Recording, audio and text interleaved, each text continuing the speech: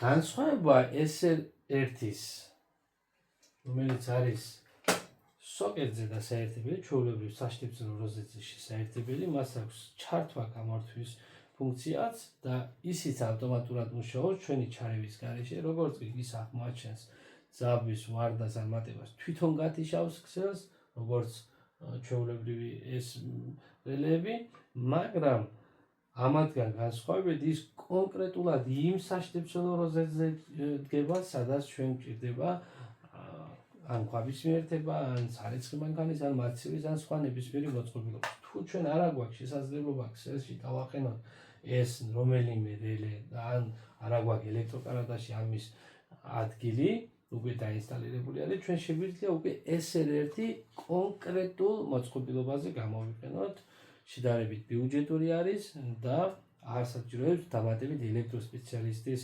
დახმარებას, პირდაპირ ჩვენ თვითონ შეგვიძლია მივაერთოთ. და მუშაობის პრინციპი, როგორც D263-ის, D63-ის იგივე არის, როგორც კი აღმოაჩენს ის ძაბვის ვარდას ან მატებას მითითებულ დიაპაზონზე, ის აუცილებლად გათიშავს ქსელს. ხოლო რაც შეეხება ამ რელეებს ეწოდება პოლარიზებული ავტომატური რელეები, პოლარიზებული, იმიტომ რომ მას ეს უნდა გავითვალისწინოთ და უნდა დავიმახსოვროთ, რომ აუცილებლად მას დაფიქსირებული აქვს შემცვლელი ფაზური და ნეიტრალური და გამცვლელი ფაზური და ნეიტრალური. აუცილებლად უნდა მოხდეს ამ თანმიმდევრობით დაერთება. და განსხვავება კიდევ D263-სა და D63 შორის ის არის, რომ აუცილებლად სჭირდება მას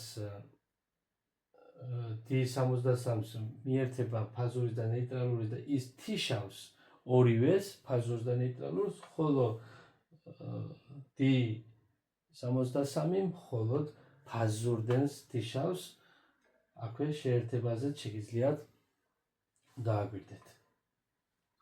მე ვურჩევ ჩემ გამომწერებს, ასევე იმ ხალხს, ვინც თანამშრომლობს ჩემთან ელექტროსისტემებში, გამოიყენეთ სუბრის წარმოების ფაზური რელეები, შეგიძლიათ შეიძინოთ დომინოში, საქართველოში იყიდება, აქტიურად იყიდება უკვე.